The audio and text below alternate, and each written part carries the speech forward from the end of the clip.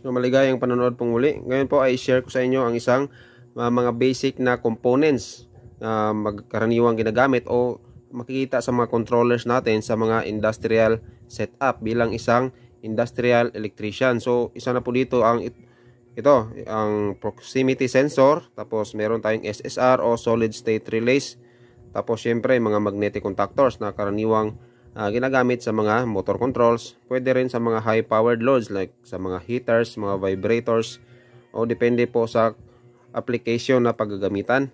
Tapos syempre meron tayo ditong power supply para sa ating mga low voltage components supply. Tapos syempre meron tayong circuit breaker para sa ating main power supply. Ito nga pala yung ating diagram. So bali ang ating sequence dito ay paggaganahin ng ating NPN sensor o proximity sensor, yung ating SSR, so which is ito 12 volts po yung ating supply, kaya meron tayo ditong 12 volts output na power supply DC. Tapos yung ating SSR, alam naman natin yung SSR ay nagko-control niya ng mga high powered loads, single switching yung kanyang output.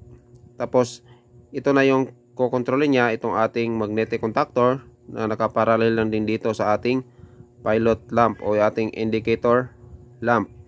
Tapos syempre yung ating NPN sensor, syempre kapag ka NPN, so negative po yung kanyang signal output. Yan, so kaya negative yung nilagay natin dito.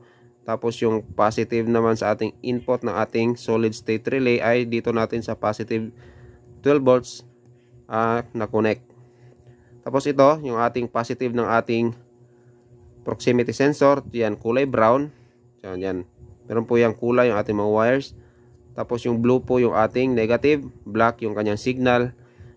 Tapos dito naman sa ating 220 volts rekta na to, ito yung ating SSR. Kapag na-switch to, isi-switch lang din niya yung kanyang yung A1 ng ating magnetic contactor coil. Tapos yung A2 naman ay rekta sa ating line 2. Nakaparallel dyan yung ating indicator lamp. Ngayon, ito na yung magiging pinaka-setup natin gaya ng na-testing natin kanina. Since ito ay inductive type na proximity sensor, so yung dinidetect nito ay mga bakal. So hindi to nagdidetect na mga plastic o mga papel o kahit anumang bagay na hindi metal. So kapag inductive type, mga metal po yung kanyang dinidetect. Yan, yung kulay brown yan, nakakonect po yan sa ating positive terminal. Tapos yung blue naman is sa ating negative na power supply. Tapos syempre yung black, yan, connected yan sa input ng ating solid state relay. Yan 3 to 32 volts DC. Tapos syempre yung positive nyan is dito din sa ating power supply. Tapos dito yung output ng ating solid state relay, yan, nakarekta yan dito. Yan sa ating line 1, tapos dumaan sa ating switching na ating solid state relay papunta sa A1 ng ating magnetic contactor. Yan. Tapos syempre yung A2 nakarekta lang po sa ating line 2 terminal. Isa sa titingnan nyo kapag AC yung inyong sinusuplayan o paggagamitan ng ating solid state relay, dapat AC din ang nakalagay dito sa ating switching o specification na ating solid state relay, kasi meron din tong DC. So kapag gagamitan ngayon ng DC ay mag-flicker lang yan, so hindi siya gagana ng maayos. So kung DC naman yung inyong paggagamitan sa inyong solid state relay, dapat DC din yung inyong output dito. So yan po ang isa sa inyong babantayan. Po syempre yung power supply din natin na 220 volts input ay rekta na rin sa ating circuit breaker na 220 volts dito.